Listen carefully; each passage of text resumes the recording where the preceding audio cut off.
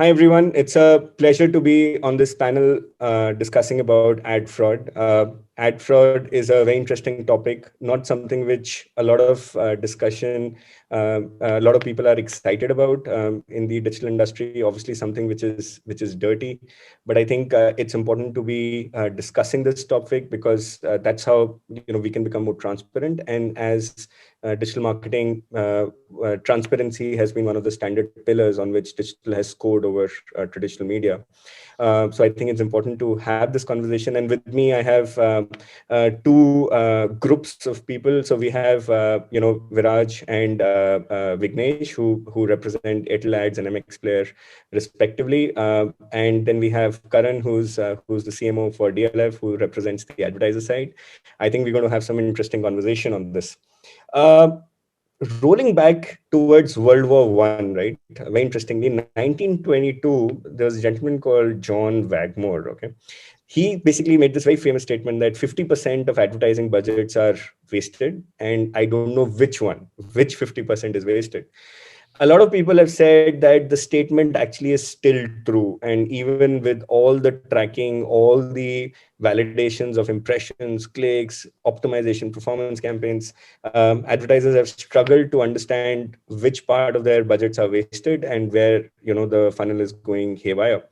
So a lot of that obviously has to do with ad fraud, and of course that's the topic. So I will straight away raise Viraj, over to you.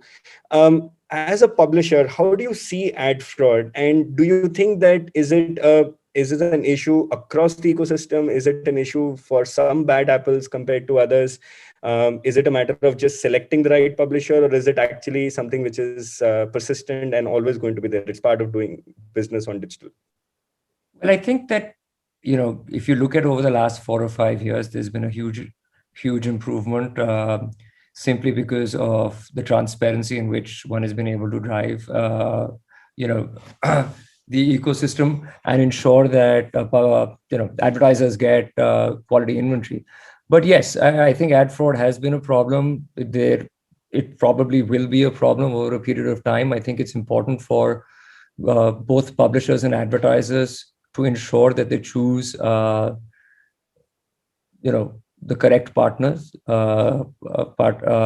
when they want to advertise. Even for a publisher like us, while advertising is an integral part of monetization for us, we also look at partners to be able to drive traffic onto our platform, and that's what builds the ecosystem, right? So if I'm able to get and not shortchange myself, to be able to work with the right partners and get good traffic, increase watch time, I know that I'll be able to add value to the advertiser and therefore drive monetization for my platform. And I think that's where it starts. It starts with us looking inwards to make sure that our ecosystem is clean. Yeah. And Vignesh, what about you? When you rolled out Airtel Ads, there was a very interesting statement. You declared yourself as a 0% fraud-free ad solution, and that's a very bold statement. What's your thought on that and approach of Airtel Ads on this topic? So I think, as you know, we come from a telecom, or we represent a telecom company as well, right? Most of our users are people who have a telephone number at their end. So there we know that they are actual users, and it's not somebody, it's not a bot, or it's not a somebody or an artificial intelligence which is basically controlling our phones, right? So we know that they're actual real users, right? So when we are going to the market, we do have audience insights on what these 350 plus million users are doing across in our ecosystem, and we are able to derive that insights and we are able to deliver that. So that's what we mean by saying there is we don't have any frauds in when it comes to our subscriber base, right? But that said, I mean, fraud is definitely a challenge in the ecosystem. I think I've lost count of how many billions of dollars every year are wasted on fraud simply because of two things. I think we are in one. I think extreme focus on down funnel metrics, and second thing is that I think the technology is also catching up. I think the fraudsters are becoming more smarter, and the technology is still catching up. And also the third thing is also the fact that we also don't know what's getting categorized as fraud as well, right? So we read these numbers. Talking recently to a partner who had basically said, oh, there's some IVT and stuff like that. And then we realized that there's incorrect categorization as well. So while fraud basically, it's a scary term, but I think there are two sides to the coin, right? And I think we need to figure out what's the right balance in the interest of everybody. So I agree with you on that as well, on the IVT categorization, because that's happened to a lot of people that I know. Yes. In fact, I'll touch on that. I don't know if how many of you've read about it, but there was a bot which was caught on YouTube. It was called the Meth bot. It was identified, I think, a year or two, or 1.5, 2 years ago. At its peak, it was estimated to be making $5 million per day, and that was the amount of money it was able to generate for its own videos. So basically, it was watching its own videos, and those videos, obviously, when YouTube ran pre-roll ads, 70% of that, or whatever rest Google gave, ended up coming to those bot manufacturers. So 5 million a day, I think, good money to retire. I just need to do that for one day, and go and settle in the Cayman Islands. But I think the topic here is I was reading another interesting report. Uh, Already internet has been taken over by bots. So I don't know if you've understood, if looked at the statistic, 58% of online traffic is estimated to be bot traffic, which means that machines have already taken over, right? All those Terminator fans out there.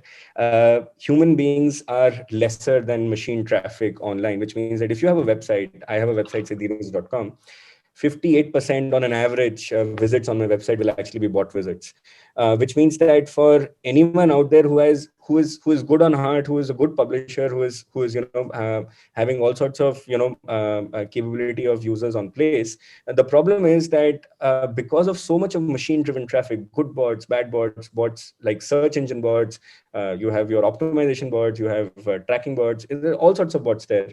They will end up eating up 58% of the visits, and a lot of those end up triggering ads. So I think that's a figure which is obviously scary, but I think, as you rightly mentioned, tech is catching up. Tech is able to identify and weed off a lot of these bad placements, bad ads, and make sure they're not built out in one way or the other. Karan, as an advertiser on your side, what is your approach on this? What is your guidance, say, to your team or to your agency on dealing with this? And what steps are you taking, which you might be interested in sharing with the audience? You already got me depressed, man. You already got me depressed. First of all, you tell me that 50% of advertising is wasted, and you don't know which part of the 50% is wasted. I hope, for the sake of this particular conversation, we're not talking 50% of digital performance ad-based advertising monies as well. So that's depression number one. Depression number two, you just said 58% of all traffic on all websites is already bot traffic. So, with those two telling comments, you've got me obviously worried. Well, Karan, we're an app. So if you want to advertise, we're a mobile app and not a. We shall have that conversation offline once this is over. Okay. But listen, this pitches out of the panel discussion, but Karan, on a more So I think, okay, so fundamentally what we are saying is that table stakes is ad fraud is a reality. Yeah, it's not about whether you're witnessing it as a brand 9 out of 10 times or 9 out of 10 brands. It's only about how much and what is the quantum of the fraud that you're kind of being a victim to, right? So I think the starting point is that now, yes, there are various estimates that have been thrown around by various publishers, including the World Federation of Advertisers, talks about over 50 billion worth of ad fraud over the next 10 years. A huge, massive number, can cause sleepless night to anyone, should cause sleepless nights to almost all of us. And yet we also know that there is another side of things where publishers and respectable platforms are trying to do whatever they can do to improve their security protocols, their monitoring protocols, so on and so forth. In fact, some of the larger publishers, we all know that the Facebooks and the Twitters of the world, there is third-party verification partners that have already been kind of, those relationships have come into play, whether it's with IAS or with MOAT or whichever one. So is that a reality? The reality is, of course, there is, and there's no point being an ostrich about it, right? What can you do in terms of dealing with this reality? Now, I think that is where the critical thing is, because ultimately, what is ad fraud trying to deliver on? Ad fraud is trying to deliver on marketers' oldest wish, want, demand, whatever you call it, which is a low cost of advertising per click, right? And in trying to go down that route, obviously people go down a spiral in a very bad kind of a manner, and they fall prey to various platforms and tools and publishers who will come and pitch, let's say, I hate this word absolutely, but a rate which is lower than somebody else's rate, right?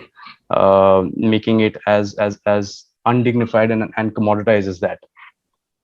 So I think essentially what needs to happen, even from an advertiser's point of view, is that you need to be very, very careful about the choices that you're making. It's not only about getting the lowest cost, it's also the choices that you're making as a vigilant and a responsible advertiser with regard to the publishers, the DSPs, and the kind of platforms you want to advertise on. Apps included, but that is a different conversation with Viraj on the side. And if you make some of those choices right, I think what you can do is arrive at a reasonably comfortable position where your instances of fraud can be minimized. Yeah. Can that be eliminated? The answer is no. At least I believe the answer is no. I'm happy to be proven wrong. Can they be eliminated? No. But can they be minimized or brought under some kind of reasonable, intelligent argument, and come to a state of, uncomfortable but a state of rest? The answer is yes. So I think as advertisers, you need to be careful about your partners. You need to be careful about the monitoring mechanisms, and you need to be careful about, and you need to be monitoring them while the campaign's on, not do a post-mortem kind of thing once the campaign's off. Ballpark, those would be a couple of things that I would always recommend for any advertiser to be mindful of.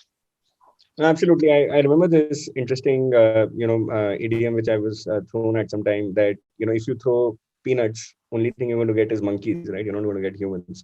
So, so if you take a race down to the lowest CPM or a CPC at which you're going to run, then, you're going to get monkeys. So you better live with that. So I think Karan, I think you're right. It's a matter of managing and making sure that you can, reduce all the fraud as much as possible and make it to a more comfortable, manageable position. Vignesh and Viraj, one of the interesting new technologies, or not new, it's been there for some time now, but something which is in India is still not taken up very actively, is ads.txt and sellers.json. IAB rolled this out some years ago, but its uptake has been slow. And as more and more advertisers in India are starting the programmatic journey, obviously, one of the things which they should always be taking care of is that they make sure that when they're buying on DSP, they're buying on ads.txt and sellers.json, validated inventory, and as much as possible, direct sellers rather than resellers. What's your thought respectively on it? And are you on board that? And is that your recommendation also? Yes, so we have been on board it. Obviously, it's a publicly accessible record, of approved digital sellers of inventory that we have. We've been on it since the beginning. Like you rightly said, it's been a slow uptake, but I think it's an extremely important uptake. I think there is still, room to fix this a little bit, because there are loopholes, not as much as it would be before it came in, but I think it's actually created an ecosystem of trust, simply because the indexing is public, right? So today, if Karan wants to see who my partners are, in hope that he's going to be able to advertise in a reputed platform, then he's also going to look at these 6 or 8 authorized digital sellers that I would have signed documents with to be able to sell. And that's what the problem was earlier, right? You actually had third-party sellers going out and representing publishers when they didn't have the authority to do so, and then placing advertising on corrupt platforms. Absolutely. I mean, just giving the sense for everyone in the audience who's not maybe aware, without ads.txt, basically I can say that I am running your ad on CNN and everyone will take my word for it. That's all, right? So with all the transparency which programmatic so-called has of knowing exactly where your impression is running, if you've not verified your ads.txt as when you're buying on DSP, I can basically say I'm CNN and this impression is going on CNN and everyone will take my word for it, and that's it, right? And obviously you will not doubt CNN.com in terms of the premiumness of the inventory. just as an example. Ads.txt is supposed to fix that. At least you'll be able to understand that is this actually CNN.com. Now, obviously, the good publishers have onboarded that quickly because it makes sense. It allows good publishers to represent themselves clearly and make sure no one else is cheating on their behalf. But obviously, bad publishers are not going to come on board, and it's not helpful for their model. That's why it is important for advertising agencies to make sure that they enforce this as part of their programmatic buy. Otherwise, they're just supporting bad publishers potentially, and that 50% going where it might be running on CNN, which you have no clue about. With that, Karan, one question I had for you. You were since with DLF, I'm sure you'll be running a lot of lead campaigns, performance-based campaigns. We've been working on performance marketing fraud for a long time, and it sounds very interesting because a lot of advertisers obviously understand that brand campaigns will have fraud, but how can performance campaigns have fraud, right? How can you if you're optimizing towards a lead, how can that go wrong? Have you seen some cases in DLF on leads filled by bots, leads filled up with fake numbers, etc.? Is that something which you've observed in your campaigns? Yes, I have. Yes, I have. There've been issues where, as unfortunate as it is, you come up with leads which are completely, absolutely, totally meaningless, which are not genuine leads, to say the least. I'm not going to go into the specifics of the particular campaign, and I say that with a certain sense of responsibility across not just real estate but other industries where lead generation or performance marketing is a key imperative. But I think one has faced and seen enough and more instances of that, including in my previous organizations where I was part of a fairly largish retail brand called Fab India, and where again performance marketing was one important part of the digital strategy that we had. But listen, as I said earlier, as marketer, what you need to do is you need to be more careful, and you need to be intelligent about the choices that you're making in terms of your media buys. They have to be more strategic and conscious media buy choices that you need to be making. You have to be on the ball all the time. You need to be continuously monitoring things like low viewability, ICTR, strange traffic sources, peaks going up, peaks going down. You need to know what your traffic source is at any point of time. If you don't monitor your traffic source in real time, then it's actually pointless to do a post-mortem kind of an exercise later on. You need to also be targeting very high quality traffic. I would go insofar as saying is that you reduce the number of websites, or you reduce the number of platforms that you want to target, but actually target quality ones which have a certain credibility, which already have a certain established credentials. So instead of just looking at the most minimized CPC or whatever CPL, I think what you need to keep in mind, or replace that word minimize with what is the most sensible number that you can arrive at. And that sensible number is a number which is not always the lowest number that you'll get, but is a number which you have some degree of confidence and verification on when you're going and committing yourselves in terms of spends on that particular.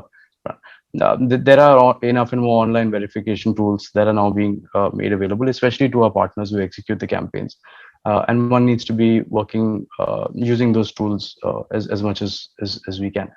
As you said in the opening part of your remarks, I think it's crazy the speed and the rate at which various kinds of ad frauds are coming in, right? And I dare say some part of that seeping into performance marketing as well. But I think being a responsible, conscious media buyer and being vigilant about it is probably the only way of dealing with this.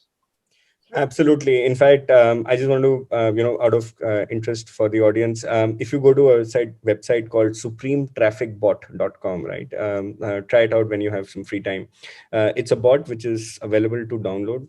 $70 for lifetime of use. You can set it up on your laptop, and you can actually get millions of impressions on visits on any website with 0% bounce rate and IPs which are changing, and it can manage your session duration, it can manage your user agents, it can do everything. It can, by the way, bypass captchas, and it can also solve for OTPs. So Vignesh, I don't know if you're aware about this thing called disposable phone numbers. If you search online, you can actually bypass OTPs on a lead form, which are protected by phone number protection, and a lot of phone numbers of telecom operators are actually being used for generating disposable OTPs to bypass some of these restrictions. So I think bots have, obviously taken over. I mean, it's we all see bots doing voice chats. We all see bots, interacting with us as a human being.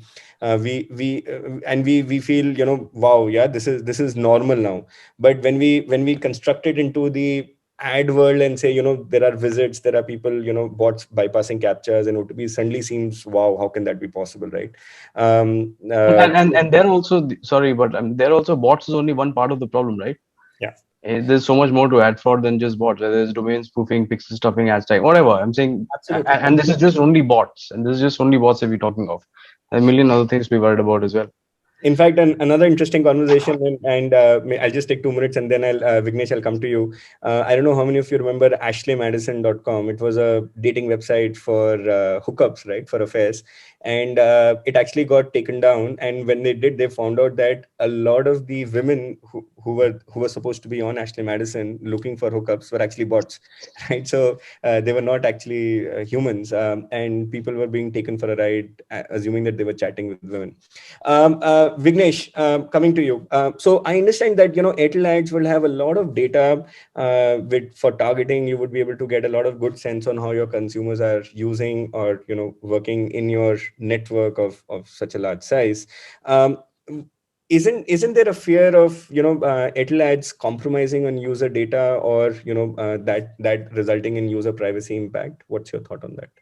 This system has been built keeping in mind the privacy of the user, right? I mean, I think India is coming to a stage where I think we are probably a year or two down the line where we're going to have GDPR like laws where I think privacy of the user is going to be paramount, right?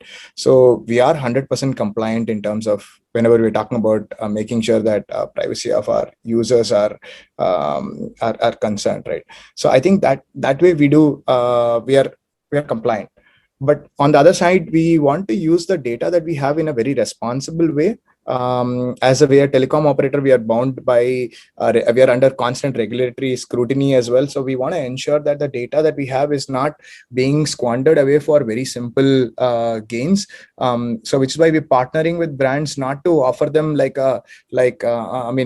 current put out, not for the cheap installs or going to compete in a market which is already crowded with so many players offering cheaper funnel metrics. We want to use that data to basically have the right proposition in mind to be able to offer something that's realistic, right, and in line with what our base can offer, not go after something that we are not able to do, right? So it's about, I think, Airtel being responsible, which I think is what our brand represents, and being in line with and setting the expectations as well with advertisers. I think that's something as an industry we need to do more. I think there are so many bad actors in the ecosystem who want to basically start promising things that we can't get, and marketers also because they are also under pressure to improve ROI, right? So they're also looking at, hey, how do I offload my targets onto the publisher? How do I make sure that, hey, am I being given a goal? My metrics is like, hey, I want to be evaluated. I'm being evaluated on some, for example, I had worked with a long time back, a CPCV, cost per first, right, or cost per first something install, etc. And it's gone to an extent where it becomes quite difficult because after some time, it's very difficult to measure how the down funnel metrics are going to impact conversion. So it becomes quite challenging. So I think there is constant need for dialogue, and I think there is need for both advertisers and publishers to work closer together and figure out what are the right metrics to track and how do we ensure that this doesn't allow for any bad actors to come in and play a role, right? I think that's a key thing. No, actually, I think you're right that, advertisers under potentially the fear of ad fraud have actually gone so high into the performance funnel that they, end up expecting the publisher to take the full risk of the complete user journey, even though that user journey might actually be involving the advertiser's own, interaction and experience, which absolutely has no control on, right? Correct. Whereas putting yourself as an advertiser, right? What are your thoughts or what are your suggestions for the audience out there? If you as an advertiser were, flipping your hat, what would be your thought process towards advertising? See, I think I echo what Karan said. a little time ago, I think there is going to be ad fraud. I think everyone needs to be aware of it, right? It's just about being vigilant as marketers and being responsible as marketers, as individuals, because you are obviously representing a platform, a brand, and more than anything else. That you look for good signals, that you sign up with reputed partners, that again, like Dinesh just said, you don't push your responsibility onto the publisher on the other side as well. I mean, when you're talking about cost per, there's so many new cost pers that have come up that, it's even, there's a new funnel that's coming, right? Cost per cash load, and then cost per first cash load, and then so on and so forth. But I think it's just about being responsible. All of us need to be a part of the ecosystem. I don't think me as a publisher can be without a network or a partner that is going to be able to drive traffic. And if I'm not able to get good quality traffic, I'm not going to be able to offer that to Karan, and therefore my ecosystem is broken simply because I'm an ad-led business. And therefore, it's the value is in ensuring that that chain is transparent and responsible across all, right? Because if I shortchange myself somewhere, being ad-led, I am not going to be able to fulfill the second part of my business goal. As simple as that, right? And yes, I think it's as important to work closely across the ecosystem. So, again, something that Karan spoke about is third-party reputed partners who will actually validate your inventory. So the day that we launched, we already had the likes of Moat, Nielsen Dar, Double Verify, Sysmic. I mean, all these partners who actually would validate, and each of them have a different metric of measurement. But the point was very simple, that at an ad-led business, I have got 500 brands that I need to work with. Each one may have a different partner. And I want to be ready and transparent, saying that I've got all these trackers on board. Please come in and use whoever you so choose to be able to validate the inventory I bring to the table. That was something that we believed was par for the course and hygiene before we entered the ad-led business, before I went out and sold, a single impression. And we work very closely with all of them as well, just to understand where the ecosystem is going. And I think on both sides, you support us on the advertising piece as well. So I think you can share light on how we work that side. But as a responsibility of a ad-led business, that's extremely important. Otherwise, it's shortchanged, right? I mean, at the end of the day, I'll convince Karan once or twice, and if he's driving lead gen, he's going to know the third or fourth time where that traffic is coming from, and is he really going to trust that platform again? To be honest, can I? Sorry, but can I just add something here? Agree, disagree, and to your point, Dheeraj, also, I'm saying there is just so many of these cost per matrices, right, that have come up. It's like, so I'm saying one of the reasons why advertisers go into and get victims of fraud is because they want to get everything at the cheapest, right? Cheapest, lowest, best, fastest, whatever, all that jazz. So in this entire sea of cost per, so many cost per blanks, I fundamentally believe that as a real estate brand today, or as a retail brand yesterday, then I was doing Fab India, what's important for me is cost per site visit. What's important for me is cost per store visit. I don't really care what my cost per lead is. I don't really care what my cost per click is, because sometimes I will get a very, very low cost per lead and a cost per click, but it is going to be of absolutely horrendous quality, which will not eventually lead to my ultimate objective, which is a site visit in one case or a store visit in the other. So, for me, the quality of lead becomes extremely important, because CPL, CP, cost per lead, cost per qualified lead, cost per, in this entire sea of cost pers, I'm saying let's not miss the wood for the trees, or trees for the wood, whichever way you want to play it. The fact is that if your end objective is to make somebody come and visit your physical property or your store, then eventually, even if my CPL is higher versus another CPL plan that has been given to me by somebody else, different platform, different agency, blah blah blah blah blah, if the actual site visit does not happen and the success I don't measure at that level is correct, I will not actually go for a low CPL or a CPC kind of a plan only. Doesn't make any sense at all. Which is the point I was making earlier. I think be very careful about the platforms that you want to choose to run your campaigns. If they use lesser platforms, even if they're more expensive platforms, the publishers use them, but use lesser of them. instead of just trying to get an overall vanity metrics of self-satisfaction, saying that I've got low CPC or CPL, and in the bargain you got a whole lot of crap coming in, because you've actually compromised the quality of what you're doing with just the multiplicity of all the platforms that you've gone out to, which is that much more fraud staring in your face. No, absolutely. In fact, I'll take 2 minutes to just talk about two things: click spamming and cookie stuffing. In the interest of performance, more and more advertisers have actually thrown to publishers a lot of these kind of cost per models, which keep going up the performance funnel.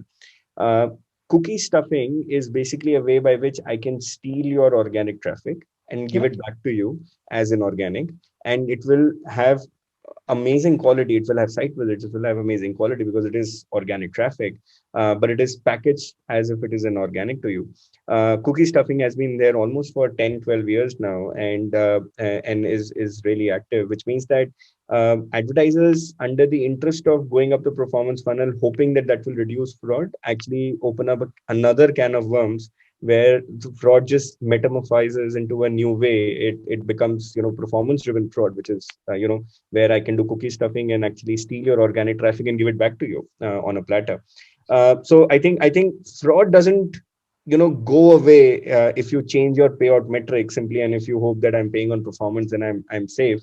It only changes its form, and I think that's why I think, Karan, what you're basically saying is, if you do the basics right, if then you're basically covered, and then you don't need to deal with all this jugglery of where to pay and how to optimize your performance on. You're basically less uncovered. Yes. Okay, that's a good one. Okay, Vignesh, over to you. As Airtel Ads, what are some of the checks which you do? Suppose you do discover. Suppose Karan comes to you and says, Vignesh, I saw ad fraud on your inventory. What's your process, and how do you deal with a situation like this currently? I think it's let's try and understand that. So when we, you also current, you need to also, we are also some of the biggest advertisers as well, right? I mean, as publishers, we also need to get traffic on our pages as well, so that we can offer them as traffic to advertisers, right? So when we go and acquire traffic, similar to Karan, we work with third-party partners. We do fairly, since we are across the ecosystem in terms of, we do have apps, we do have non-digital assets as well. But when it comes to apps, we do check for like suspicious IP, persona fraud, geo conflict, device conflict, right? I can give you a whole list of checks that we do, right? And we do work with third-party partners who help us put checks and balances in place. And then obviously post that, there is always a manual check, that whitelisting, blacklisting, and then you want to check which are the publishers. Like Karan said, start working with a premium check, and then remove long tail wherever you think it doesn't add value or you find.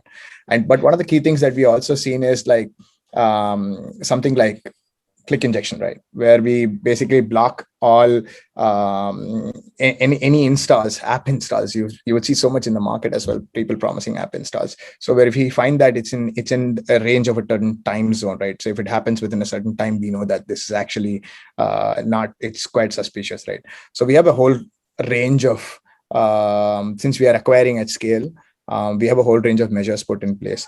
But obviously, we hear new things every day, like what you mentioned right now, right? So how do we start tracking, and how do we make sure that we work with the right partners who can help us block these, right? So that's what we're doing from our end. Cool. I think every evolved digital advertiser will have best practices, right? That they will obviously need to follow. I think it's par for the course now. It's not something new. You have to be vigilant to be able to take things forward otherwise. Yeah. Okay, great. So we are short of time. I'll quickly summarize and then wrap up the conversation. So I think ad fraud is something which is big. It's growing.